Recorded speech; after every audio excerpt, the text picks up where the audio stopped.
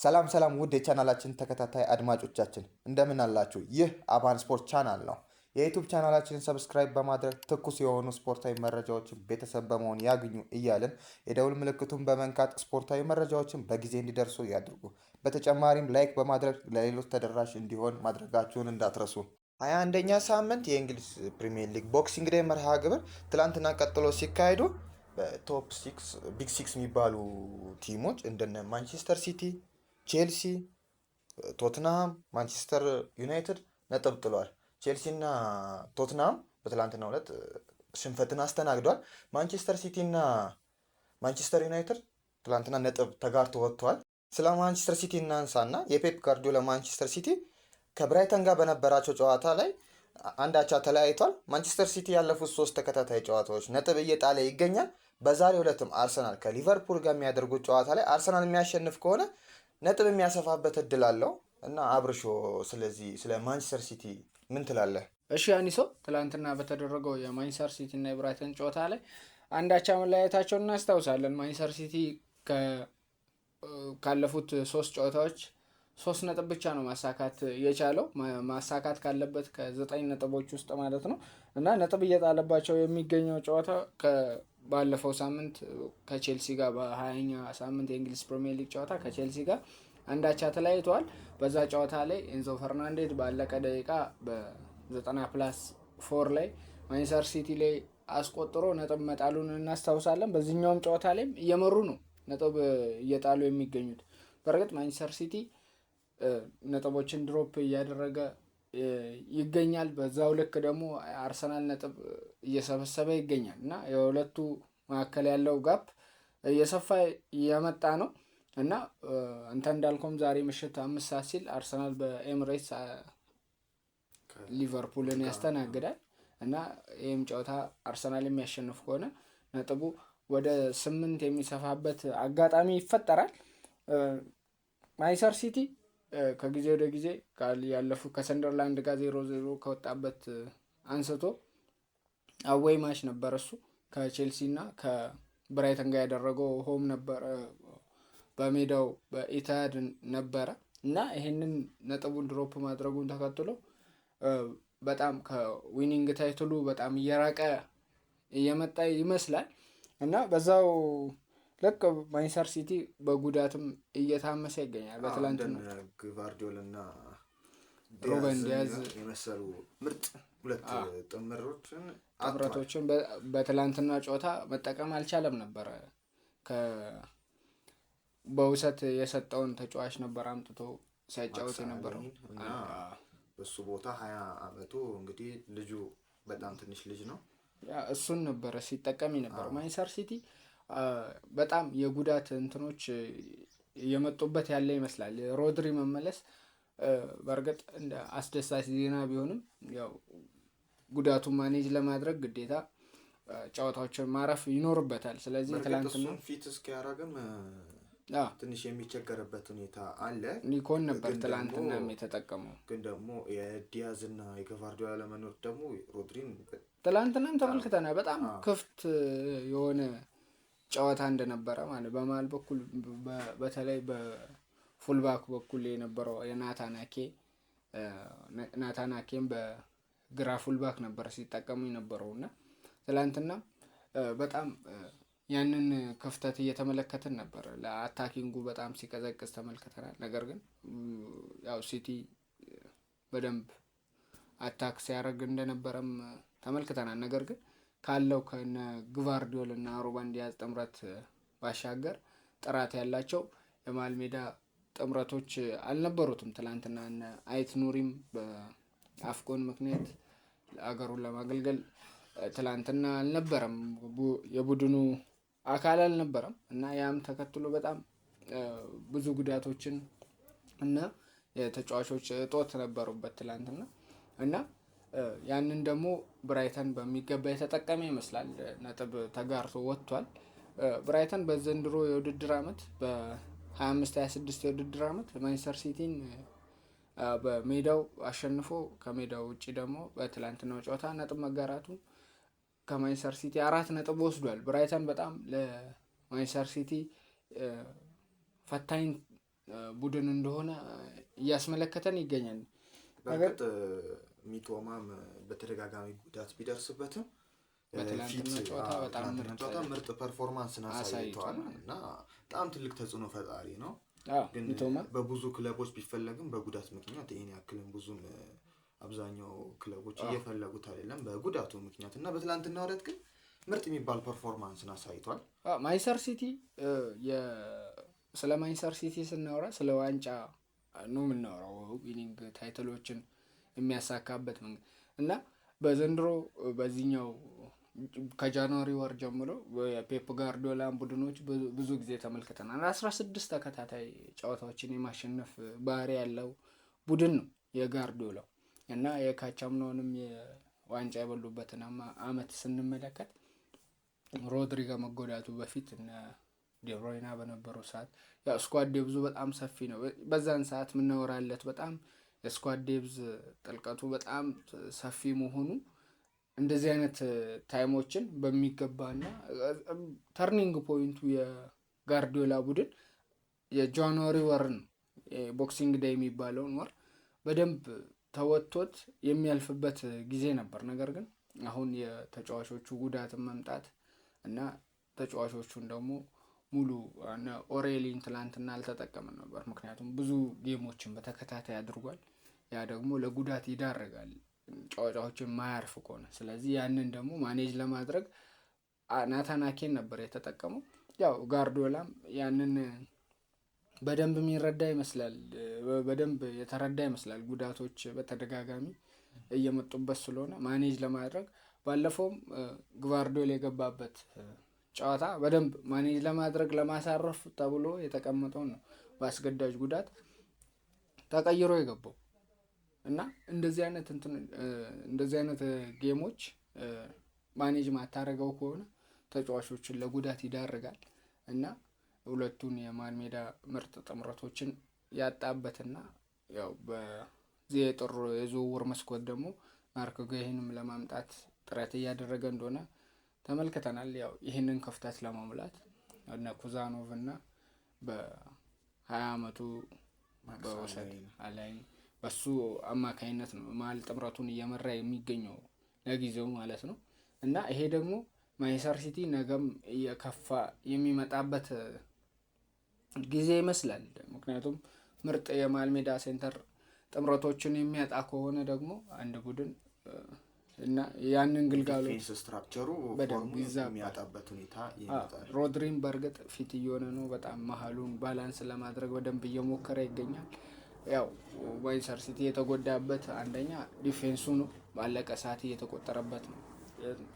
ያው ነጥብ ማስቆጠር ጌም የጋርዲዮላን ቡድን ስንመለከት የባርሳውንም የሙኒኩንም ማንቸስተር ሲቲንም ከ2022-23 የውድድር ዘመን በፊት የነበሩትን የጋርዲዮላ ቡድንም ስንመለከት ጌም ማኔጅመንቱ በጣም የተዋጣለት ነው ምንለው እና ዲፌንስ እንኳን ሳይኖረው አታኪንግ ትልቁ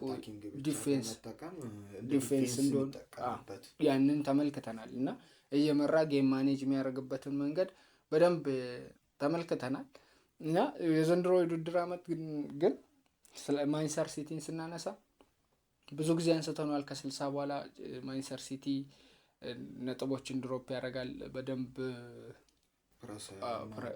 ሙሉ ነገሩ ኢንቴንሲቲ እስከ ረፍት ነው ብለን አንስተናል። ከብራይተን ጋር የነበረውን የመጀመሪያ ጨዋታ 1-0 እየመራ ነበረ በሃላንድ ጎል 2-1 የተሸነፈው የመጀመሪያው ሶስተኛ ሳምንት አካባቢ ከብራይተን ጋር ተጫውቶ ነበርና በዛን ታይምም በደንብ ስለ ሲቲ ስናወራ የ60 ደቂቃ ጌም ማኔጅመንት ብቻ እንዳለውና 30 ደቂቃውን ማኔጅመንቱን እንደሚያጣ ተናግረን ነበረ፣ ብዙ ጊዜ አንስተናል እና ማንቸስተር ሲቲ በትላንትናውም ጨዋታ ጌሙን ለመውሰድ ውጤቱን ለመውሰድ በደንብ ጥረት አድርጎ ነበር፣ ነገር ግን አልተሳካም። ይሄ ደግሞ በደንብ ነጥቦችን ድሮፕ እያደረገ የመጣ ይመስላል ማንቸስተር ሲቲ ማለት ነው እና ከዚህም በተጨማሪ ቀጣይ ከማንቸስተር ዩናይትድ ጋር ነው የሚሆነው ጌሙ እና በዚሁ የሚቀጥል ከሆነ ምናልባትም ያው ለማንቸስተር ዩናይትድም ያው ሁለቱም ጥሩ ፎርም ላይ ባይገኙም ማንቸስተር ዩናይትድ ከማንቸስተር ሲቲ አዌ ማች ስለሆነ ያም ደግሞ ለማንቸስተር ሲቲ ትንሽ ቻሌንጅ የሚያደርገው ይመስላል። ምክንያቱም ሁለቱን ጥምረቶችም አያገኝም ማለት ነው። ስለዚህ ማንቸስተር ሲቲ በዚህ የሚቀጥል ከሆነ የዋንጫ ታይትሉ በደንብ እየራቀ የሚመጣ ይመስላል። በተለይ ዛሬ አርሰናል ሊቨርፑልን የሚያሸንፍ ከሆነ ለማንቸስተር ሲቲ የዋንጫው ፉክክር ውስጥ የመቆየቱ ነገር በደንብ አሳሳቢ የሚሆን ይመስላል ማለት ነው። ያው ማንቸስተር ሲቲም ጋርዲዮላ ስለሆነ ብዙ ጊዜ ለጋርዲዮላ ብዙ ክሬዲት ስለምሰጥ ያው ዊኒንግ ታይትሉ ላይ ይኖራል ብለህ በኮንፊደንስ የምታወራው ቡድን ቢኖር ማንቸስተር ሲቲ ነው ማለት ነው። ምናልባትም በዘንድሮ የውድድር ዓመት ለማንቸስተር ሲቲ በጣም ከባዱ የውድድር ዓመት ይሆናል ብዬ አስባለሁ። በዚሁ የሚቀጥል ከሆነ ለዋንጫ ፉክክር ተጠብቀ በደንብ ድሮፕ እያረክ ነጥቦችን ተከታታይ ጨዋታ ያው የትልቅ ጌም ማኔጅመንት አሁን ትልቅ ቡድን እና የዊኒንግ ሜንታሊቲ ሲኖር አንድ ጌም ድሮፕ ብታረግ ቀጣዩን ጌም ደግሞ ግዴታ ማሸነፍ አለብህ የዋንጫ ቲም ስትሆን። ምክንያቱም ከዛ ከነጥብ ማጣት ወዲያው መመለስ መቻል አለብህ። ያንን ደግሞ ጋርዲዮላም አሳይቶናል። ከዚህኛው ውድድር ዓመት በፊት የነበሩት የዋንጫ ጌሞች ላይ በሚያደርግበት ታይም እንዴት እንደሆነ አሳይቶናል። አንድ ጌም ሲሸነፍ 4-5 ጌሞችን በተከታታይ እንደሚያሸንፍና አሁን ግን ነጥቦችን ድሮፕ እያደረገ ነው። ያው የዋንጫው ፉክክር ላይ እናያለን። ያው ገና ነው ውድድሩ ገና ነው፣ እሱንም እናያለን። ግን ከዋንጫ ፉክክር በጣም እየራቀ ይመጣል። በሌላ ጨዋታ በትላንትናው ዕለት በተደረገ መርሃ ግብር ጨዋታ ላይ ፉላም በሜዳው ቼልሲን አስተናግዶ 2-1 አሸንፎታል። በትላንትናው ጨዋታ ላይ ቼልሲ በ22ኛው ደቂቃ ላይ ኩኩሬላ ቀይ ካርድ ተመልክቶ ከሜዳው ቢሰናበትም በጨዋታው ላይ አሪፍ የሚባል ፐርፎርማንስ ቼልሲ አሳይቶን ነበረ። በእርግጥም ፉላም አሸንፏል። በሌላ አሰልጣኝ ያባረረው ማንቸስተር ዩናይትድ በጊዜያዊ አሰልጣኝ 2-2 ከበርንሌ ጋር መለያየቱን እናስታውሳለን። ቼልሲ እና ማንቸስተር ዩናይትድ በአዲስ አሰልጣኝ መቅጠራቸውን እናስታውሳለን። በእርግጥ የማንቸስተር ዩናይትድ በጊዜያዊ ቢሆንም በትላንትና ዕለት ያደረጉት የመጀመሪያ ጨዋታ ላይ ምን አስተያየት አለ? እሺ አኒሶ፣ ትላንት በተደረገው በሌላ ጨዋታ ማንቸስተር ዩናይትድ እና ቼልሲ ነጥብ መጣላቸውን ተከትሎ ማሻሻል የሚችሉትን ደረጃ በጣም አጥተዋል። ሁሉም ቡድኖች በሚባል ደረጃ ያለፉትን 3 የፕሪሚየር ሊግ ጨዋታዎች ነጥብ ጥለዋል። ቶፕ 6 የሚባሉት ቡድኖች ከአርሰናል ውጪ ማለት ነው። ዛሬ ያደርጋል አርሰናል እሱንም። ማንቸስተር ሲቲ 3 ተከታታይ ነጥቦችን መጣሉን አንስተናል። ሌላው ማንቸስተር ዩናይትድ 3 ተከታታይ ነጥቦችን ጥሏል። ቼልሲ በዛው ልክ ከ5 በላይ ተከታታይ ጨዋታዎችን ማሸነፍ አልቻለም ቼልሲ ማለት ነው። እና ኤንዞ ማሬስካን ካሰናበተ በኋላ ሁለተኛ ጨዋታው ነው። አዲስ አሰልጣኝ ቀጥሮ ደግሞ የመጀመሪያው ጨዋታውን አድርጓል ማንቸስተር ቼልሲ ማለት ነው። ማንቸስተር ዩናይትድ ደግሞ ሩበን አሞሪምን አባረረ ማግስት ዳረን ፍሬቸልን ጊዜያዊ አሰልጣኝ ማስቀመጡ እናስታውሳለን። እና በሱ እየተመራ ማንቸስተር ዩናይትድን ትላንትና ምርጥ በሚባል ደረጃ ተመልክተነዋል። ያው ነገር ግን እንደ እንትን ስናነሳ ማንቸስተር ዩናይትድን እና ቼልሲን ስናነሳ በኦነሮቹ ላይ በጣም ጥያቄ የሚነሳበት ነው። እና ስለ ቼልሲ ብዙ ጊዜ ስለ ቼልሲ ታላቅነት ስናነሳ ኢብራሂሞቪች ነው። በጣም አብራሞቪች በደንብ የሱ ኢራ ለ20 ዓመታት ያክል በጣም ምርጥ የቼልሲ ኢራ ተመልክተናል ማለት ነው። እና በቼልሲ በኩል አሁን ላይ ያሉት እነ ቶድ ቦሊ በደንብ ቼልሲን በደንብ አያውቁትም ማለት በሚቻል ደረጃ በደንብ የቢዝነስ እንትኑ ላይ ያተኮሩ ይመስላል እንደ ቶድ ቦሊ ማለት ነው። እና ያው የቶድ ቦሊ በጂኦፖለቲካል ምክንያት አብራሞቪች ለቶድ ቦሊ ከሸጠ በኋላ ማለት ነው 2022 ላይ ማለት ነው አብራሞቪች ወደ ቶድ ቦሊ ማለት ነው ቶድ ቦሊ ከተረከቡ በኋላ ቼልሲን በደንብ ወደ ሌላ ፕላን ይዞ በአብራሞቪች ምን ያህል ትልቅ ኢራ እንደነበረ እናስታውሳለን። ጆዜ ሞሪኖ በነበሩበት ሰዓት በጣም በቻምፒየንስ ሊጉም በፕሪሚየር ሊጉም ተከታታይ ዊኖችን እንዳሸነፈ 2004 2005 2005 2006 ሁለቱን አመት ማለት ነው በደንብ ዶሚኔት አድርጎ እና ቻምፒየንስ ሊጎችን ያነሳበት አመት እናስታውሳለን። ነገር ግን ያንን እንትን ሲል ዶሚኔት አድርጎ በደንብ የተሻለውን ቼልሲ ከማንቸስተር ከአርሰናል ጋር ከሊቨርፑል ጋር የሚፎካከር ቼልሲ ሰርቶ ነበረ። ነገር ግን እሱ ከለቀቀ በኋላ ቶድ ቦሊ በያዘበት ኦነር በሆነበት ጊዜ እንዴት እየተቸገረ እንደሆነ ተመልከተ ከ2002 ጀምሮ ማለት ነው። እና በቶድ ቦሊ እንትን ተመልከተ በፉትቦል ማኔጀር ላይ በደንብ ትልቅ ለውጥ አድርጓል። እና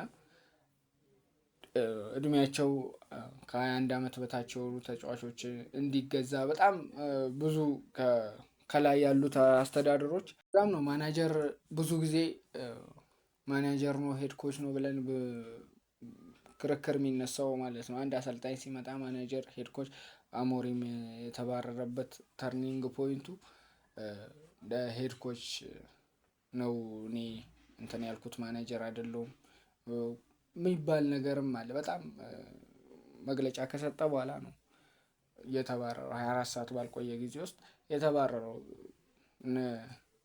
ሰር ጂም ራትክሊፍ 3 አመት ይሰጠዋል፣ ብዙ ጊዜ እንሰጠዋለን፣ አሰልጣኝ ማባረር ለውጥ አያመጣም ብለው እንትን እንዳላሉ ነገር ግን ከላይ ካሉት ጋር ሲጋጭ ማለት ነው ነጥቦችን መጣል ብቻ ሳይሆን ከላይ ካሉት ጋር ከላይ ከስታፉ ጋር ሲጋጭ ያው የመባረር እንትንን ታፈጥናለህ። ምክንያቱም ኃላፊው ሌላ ስለሆነ ማለት ነው። ያው ኮሊዥኖች ሊኖሩ ይችላሉ፣ ግጭቶች በደንብ ሊኖሩ ይችላሉ። ነገር ግን ይፋ የምታወጣቸው ሲሆን ትባረራለህ ማለት ነው። ቼልሲም ኤንዞ ማሬስካን ያባረረበት በእርግጥ ሁለቱም አባሩኝ ብሏል፣ መውጣት ፈልጋለሁ ብሏል ኤንዞ ማሬስካ። ነገር ግን ከስታፉ ጋር ከዋናዎቹ ጋር እኔ የምፈልገውን አይደለም እንትን እያሉኝ ያለው ምናምን ብሎ ቅሬታ ሲያቀርብ ኦፊሻል ሲወጣ የመባረር ቻንስ በጣም እየሰፋ ይመጣል። እና ሁለቱም ቡድኖች በማንቸስተር ስንመለከት ሰር ጂም ራትክሊፍ እና የግሌዘር ቤተሰቦች ማለት ሁለቱ የዋና ኦነሮቹ ማለት ነው የማንቸስተር ዩናይትድ ኦነሮቹ ግሌዘር ከ2004 ጀምሮ ማለት ነው ግሌዘር ሙሉ ለሙሉ ገዝቶት እንደነበረ እና ማንቸስተር በጣም ደጋፊው በጣም ቅሬታ እንዳቀረበ ውጤት እያጣ ሲመጣ ማለት ነው ከፈርጉሰን በኋላ የፈርጉሰን ተተኪ ማን ነው ብሎ ብዙ ጊዜ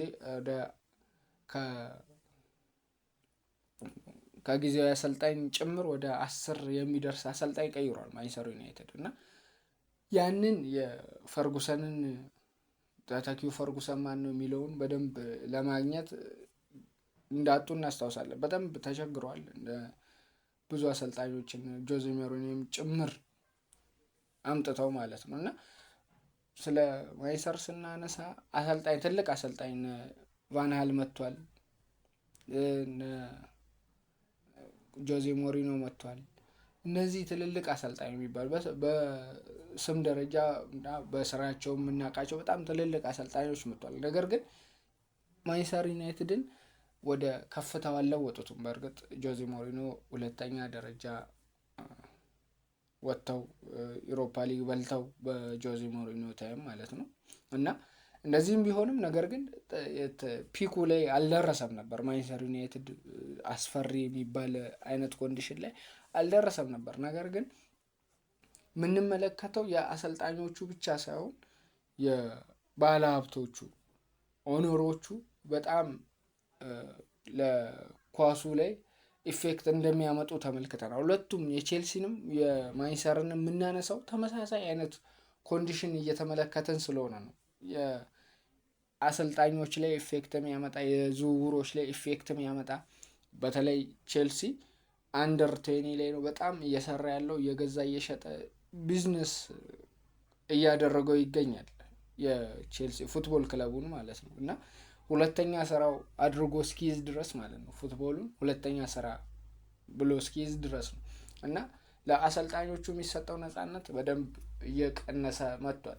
ሄድ ኮች ይመጣላል፣ ተጫዋች ታሰለጥናለህ አይነት ነገር፣ ምንም አይነት የማኔጅመንት ሲስተሙ በጣም የተበላሸ ነው እና በማንቸስተርም ስንመለከት በነግሌዘርም ታይም ፌብሩዋሪ 2024 ላይ ደግሞ ሰር ጂም ከመጣ በኋላም የፉትቦሉ ሙሉ ለሙሉ ከያዘ ከተቆጣጠረ በኋላ ማለት ነው እና የተዋጣለት የግዢ እና የአሰልጣኝ መልመላ በደንብ የመልመላ ስታፉ በደንብ ልክ ያልሆነ እና ሙሉ ለሙሉ ፌል የሚያደርግ እስኪመስል ድረስ እስካሁን ድረስ ማንቸስተር ዩናይትድ ውስጥ ግዢ ተፈጽሞ 100 ይወጣበታል፣ 90 ይወጣበታል፣ 80 ይወጣበታል። ስቲል ነው የነሱን የመልመላ ስታፍ የምንመለከተው። እነ ሆይሉንድን ተመልከት፣ ሌላ የአካዳሚ ታለንቶችን ምን ያህል እየገፋ እንደሆነ እንደነ ራሽፎርድ ያለ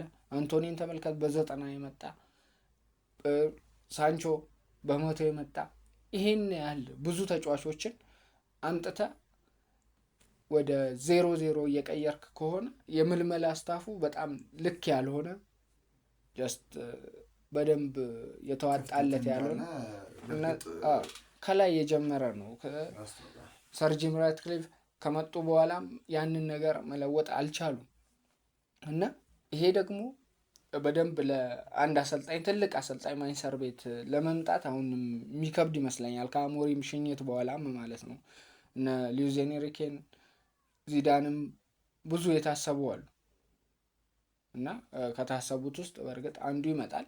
ነገር ግን ትልቅ አሰልጣኝ የምትለው የማይመጣበት ኮንዲሽን ቼልሲም ትልቅ አሰልጣኝ አይደለም። ከስትራስቡርግ የመጣውን የ21 ዓመት በታች ትልቅ ሮዘርነርን ያመጡት ከ21 ዓመት በታች ብዙ ጊዜ የሰራ ስለሆነ እና ምልመላ ላይ ከ21 ዓመት በታች ያሉ ተጫዋቾችን እንዲያመጣ ነው። ፕሪሚየር ሊግ ደግሞ ከ21 ዓመት በታች ተጫዋች አምጥተ ዊኒንግ ፕሪሚየር ሊግ ታይትሉን አሳካለው ለማለት ትንሽ ይከብዳል። ያ ደግሞ እንደ እንትን እኛው የቼልሲን ስንመለከት አቨሬጅ ኤጁ 23 ነው።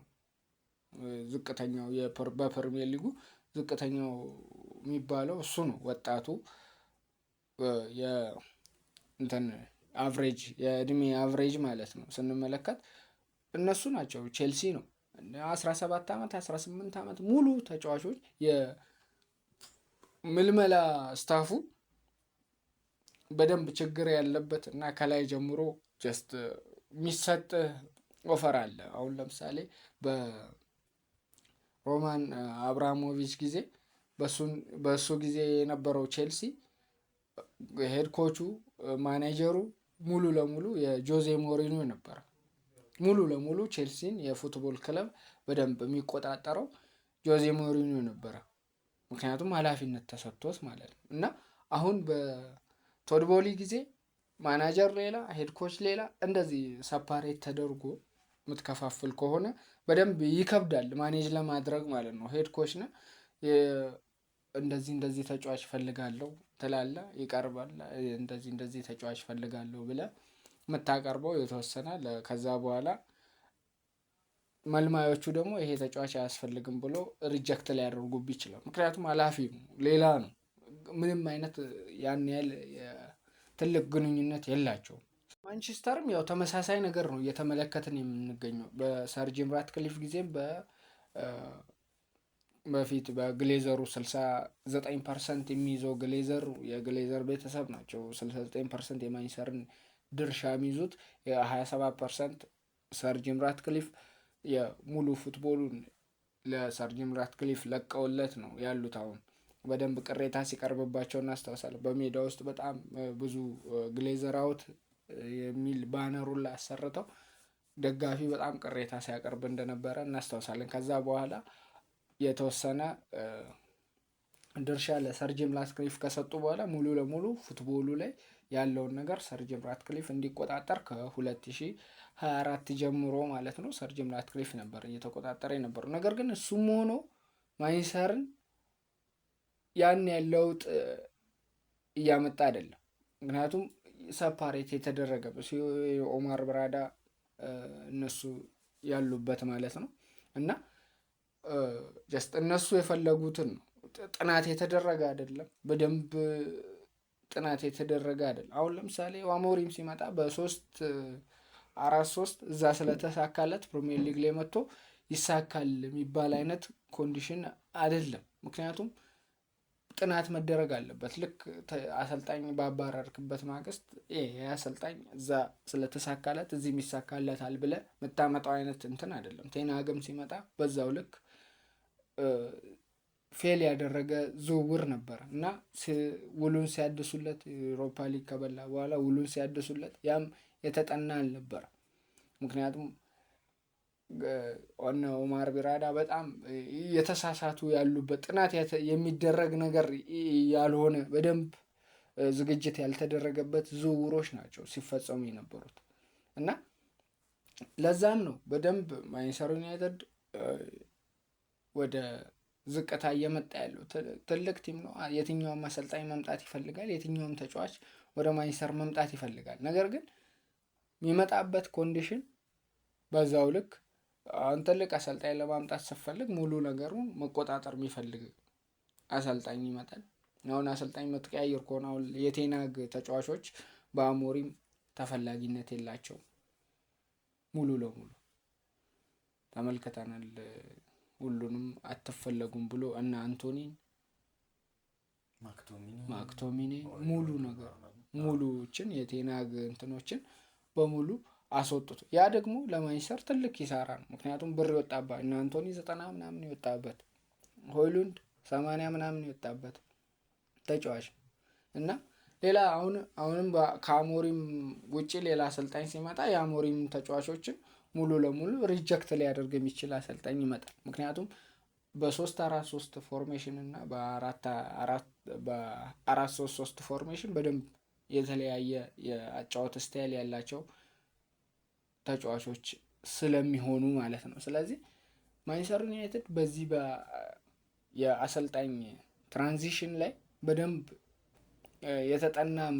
የተጠና እና በደንብ የተዋጣለት ዝውውር ማድረግ አለበት እና ያን ደግሞ ለማድረግ ሙሉ ለሙሉ ከላይ ያሉት በደንብ የተዋጣለት ስራ መስራት አለባቸው። በቼልሲም ቤት የተመሳሳይ ነገር እና ያው በተለይ የቼልሲ ከተሳካለ አሪፍ ነው፣ ካልተሳካለም ኖርማል ነው የሚባል አይነት ስትራቴጂ የያዙ ነው የሚመስለው። ምክንያቱም አንደር 21 ማለት አሳድገ ለመሸጥ ነው። የብራይተን ስታይል ብራይተን እና ከወገብ በታች ያለው ላለመውረድ እና ተጫዋች ለማሳደግ ብራይተንን ተመልክተናል። ካይሴዶን የሸጠበት አሁን ባሌባም ወደ 100 የተጠጋበት ተጫዋቾችን ማለት ነው። እንደዚህ አይነት ቡድኖች ናቸው ጀስት ልጅ ማሳደግ እና መሸጥ ቢዝነስ ውስጥ እንደዚህ አይነት እንትን ለማድረግ ከወገብ ላይ ያሉ ቡድኖች ናቸው የሚሰሩ። ቼልሲም እንደዚህ አይነት ሙድ ነው ለማራመድ እየሞከረ ያለው በጣም ትርፍ ለማግኘት ማለት ነው እና ያ ደግሞ ትርፍ ታገኛለህ። ከዛ በኋላ ከትርፍ በኋላ ምንድን ነው ያለው?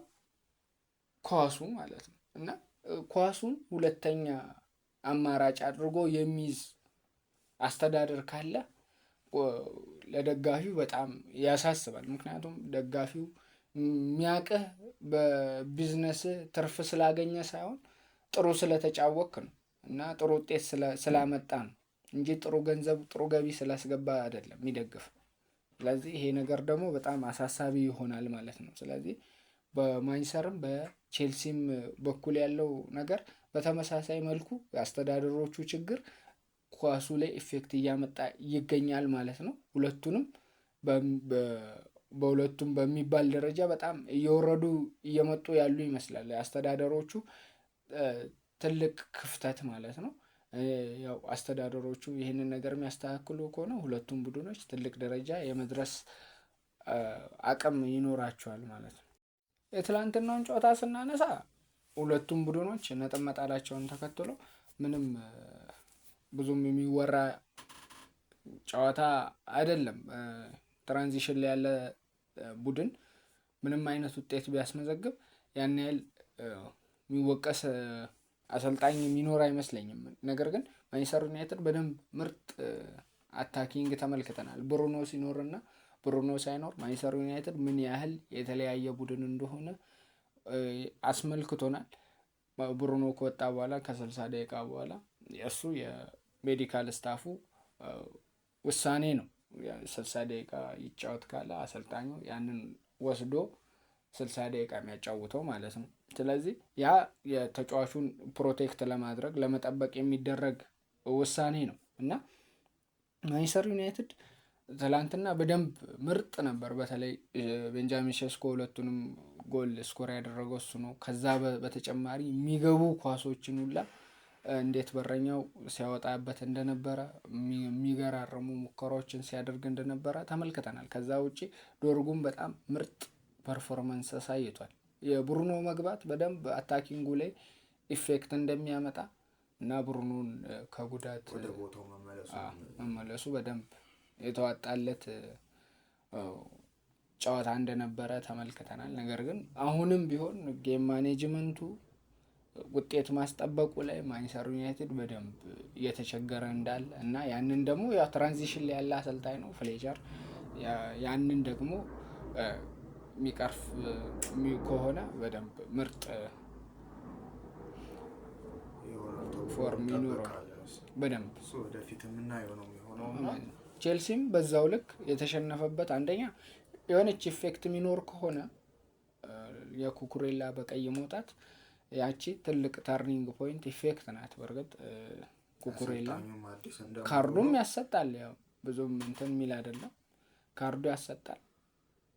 በቀይ ከወጣ በኋላ ደግሞ ቼልሲም ጨዋታ በቀይ ወጥቶበት አቻ ማድረጉን እና ፉላም ደግሞ በክራቨን ኮቴጅ ምን ያህል አስቸጋሪ ቡድን እንደሆነ ከሊቨርፑል ጋር የነበረውን ጨዋታም ተመልክተናል። በደንብ በሜዳው በጣም አስቸጋሪ ቡድኖች ከሚባሉት ውስጥ አንዱ ፉላም በደንብ አስቸጋሪ ጌም ነበረ። ያንን ጌም ደግሞ ያው የተጫዋች ብልጫን ተጠቅሞ ውጤቱን ወስዷል ፉላም እና አሪፍ ጨዋታ ነበረ። ያው ትራንዚሽን ላይ ያለ ቡድን አሰልጣኝ ትራንዚሽን እያደረግ ያለህ ከሆነ ምንም አይነት ውጤት አሰልጣኙም ከተጫዋቾች ጋር ያለውን ግንኙነት ገና ስለሆነ አሁን ላይ የራሱ ተጫዋቾች አይደሉም ብዙ ነገር ስላለ ያንን ደግሞ የጊዜ ጉዳይ የሚፈታው ይመስለኛል።